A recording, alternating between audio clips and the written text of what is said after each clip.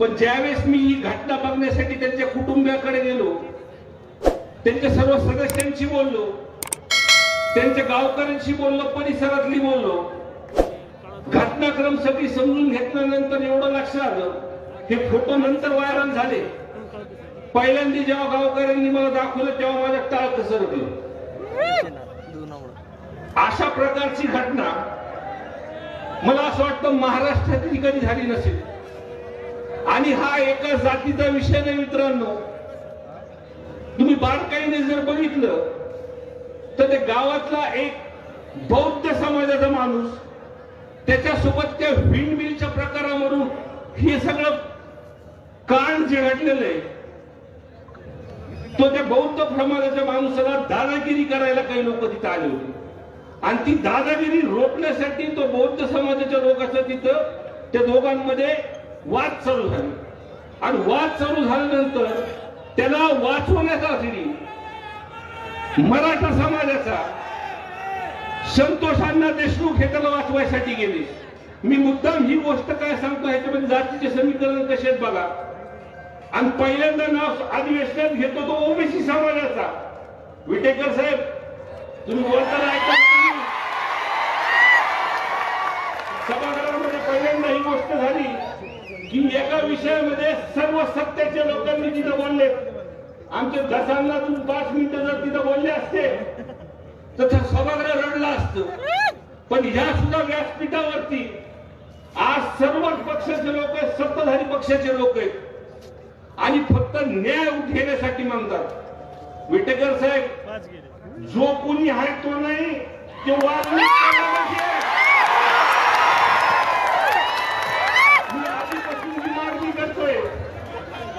की 6, 9 आणि 11 हे 3 दिवस, 2 मिनिटं बोलून द्या मला.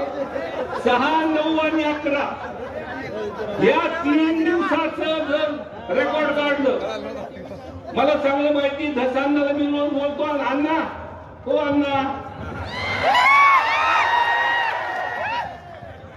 तर तपासामध्ये सुद्धा काय चालू आहे काय नाही, त्यांचे सीडीआर पासून मी काय म्हणतो, फक्त हे वाल्मिक अण्णाच नाही, लई जण येणार ते सीडीआर वरती सांगतो.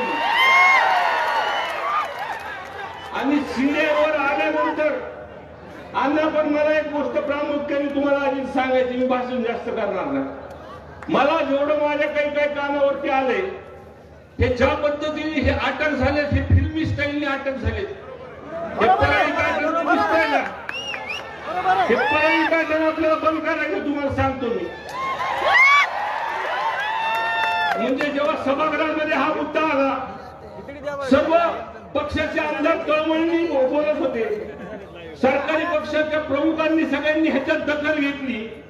तरी सुद्धा मी हा पहिला गुन्हा बघतोय की या गुन्ह्यामध्ये जे काही सर्व गुन्हेगार, हा मास्टर माइंड वाल्मिक कराडे जास्त कुठं महाराष्ट्राच्या बाहेर नव्हते, हे पुण्यात होते.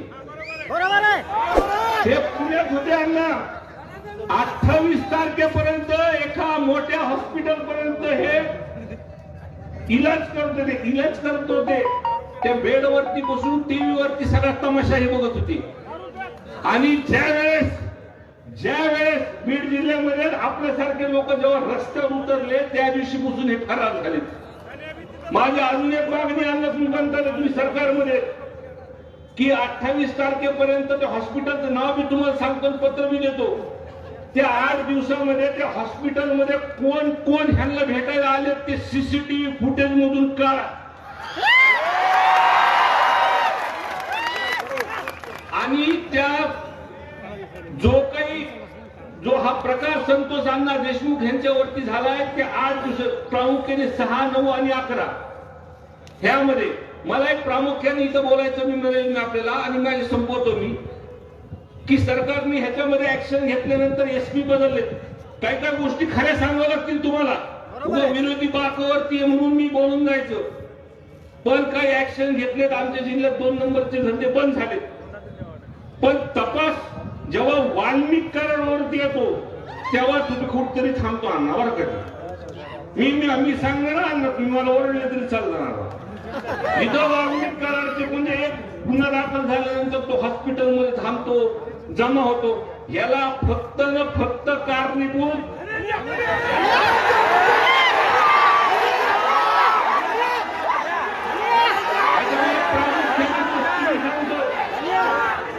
प्रामुख्याने मी गोष्टी सांगतो.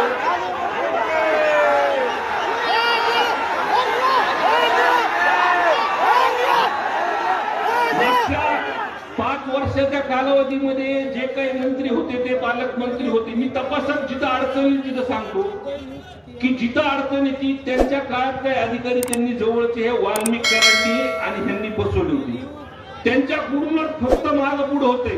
साहेब पाटील हे प्रामुख्याने सांगतो मी तुम्हाला, त्यांच्याकडूनच हे कुठेतरी माग पुढे होते. तर आमच्या 3च मागण्या आहेत आता.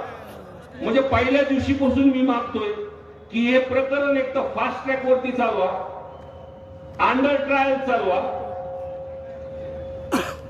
आणि ह्या पूर्ण प्रकरण चलूच तर धनंजय मुंडे साहेबांचा राजीनामा आणि जे काही मास्टर माइंड किंवा सीडीआर वरती हे माणसं सापडतील ह्यांना डायरेक्ट फासावर